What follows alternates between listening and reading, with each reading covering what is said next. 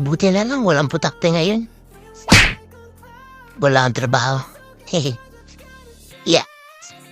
Okay. Nasaan na yung mga kasama ko? Bakit ang tagal nila? So, anong pangalan mo? Taga saan ka? Uy, saan pupunta? Saan pupunta yun? Tinatanong eh. Loko yun ah. Huy, ka din. Ikaw pala yan, Jake. Wow. Kamusta ka? Bakit ganyan yung suot mo? Ay, yan ba sinusuot ang mga taga-ibang bansa? Naisip ko kasi magsuot ng komportableng damit ngayon. Since summer. Tapos binigayan ko na rin itong shades.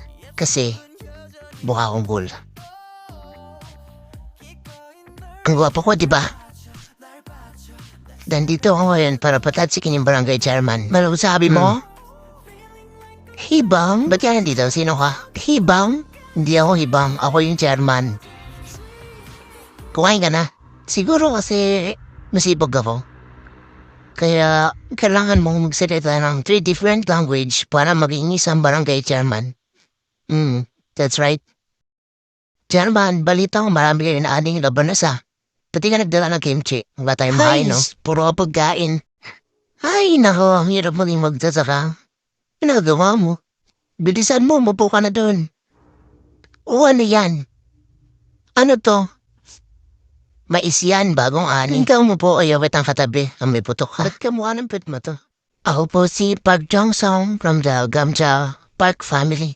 Sa totoo niyan yung pamilya ko matagal ang sinasamba yung mga patatas. Ay, wait, di pala sinasamba. Iniipon namin. Mahal na mahal ang pamilya namin ng mga patatas. Si Princess Sarah pala to eh. Peaches. Peaches kayo dyan. Peaches for sale, try nyo to, 10K lang. Ano? 10K, isang piraso? Grabe na talaga yung inflation niya na ba? Yung parents ko po meron silang tanim na peaches. Siyempre tumatanda na sila kaya ako na po yung nagbabantay, pinamanan na po nila sa akin. And siguro kasi mukha po akong peach, kaya marami nagsasabi bagay daw po sa akin yung trabaho ko. Kaya ginagalingan ko. Yan lang. O ano na naman yan? Gusto mo ba? Ayoko. Bakit ba lahat na lang may tinitinda? Ang tagal ko nang binigay sa yan ah. Sa'yo na yan. O, tabi mo. Uy, ang galing. Ang dami po kasing engine na nagsasabing mukha daw po Honda. Kaya one day, nagising na lang ako. Gustong-gusto ko na sila. Dito ba ako uupo? Huwag kang tumalikod sa camera. Oo, ay sige. Oh, excuse me.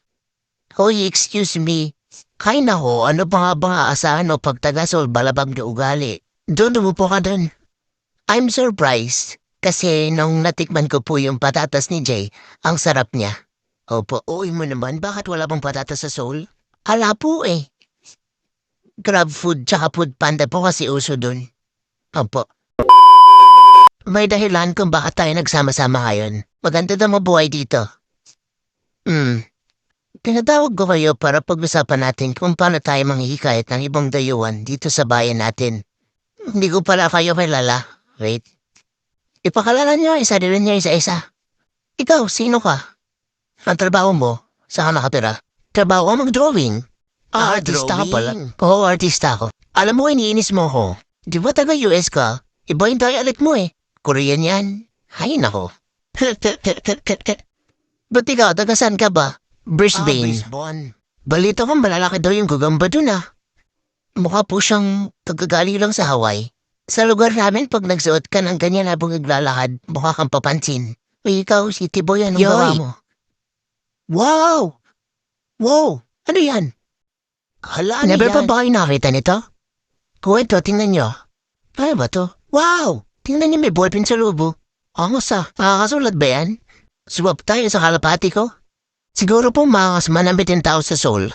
Noong ko po nakita si Jong mukha siyang mayaman. Bagay po sa kanya yung salamin niya.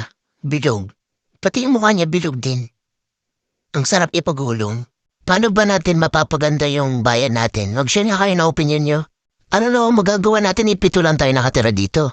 Ikaw mag-share ka, di ba taga-Seoul ka? What if mag-promote tayo? Ano ba ang trending ngayon ha? O, paano malalaman yung salitang trend? Ha? Paano malalaman yun? Di ba taga-bundok lang tayo? Ano ba? Siyempre, nag-aaral ako ng English, no? Ah, ganun ba? Akala ko alam mo na eh.